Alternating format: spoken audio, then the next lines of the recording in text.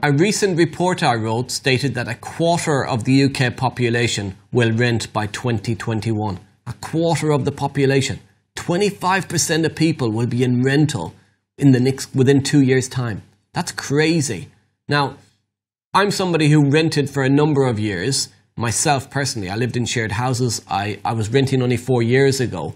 And then in the last 4 years, I've moved through my property journey, built up my own portfolio, and bought my own home.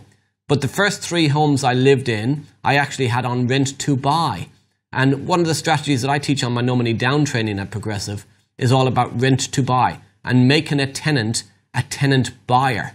So if you're currently in rental, or if you know people who are in rental but you want to help them get on the property market, then tenant buyers, rent to own, is a brilliant strategy to help people or help yourself either move onto or move up the property ladder.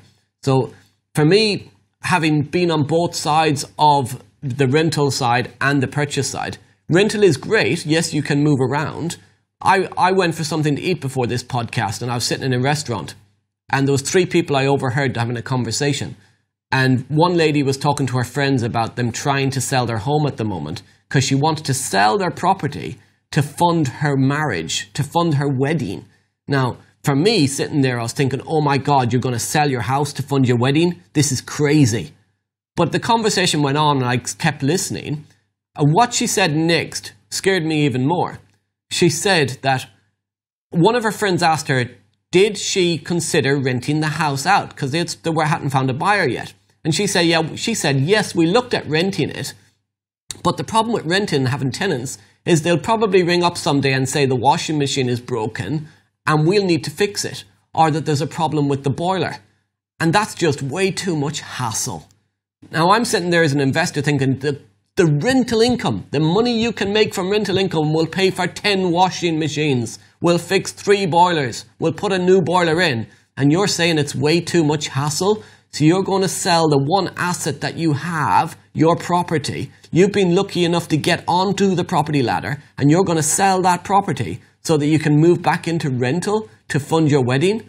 Find another way to fund your wedding. Take out a loan if you have to. Take out a credit card, but keep the asset, keep the property. So it scares me that the mentality of the younger generation is that rental is a good thing.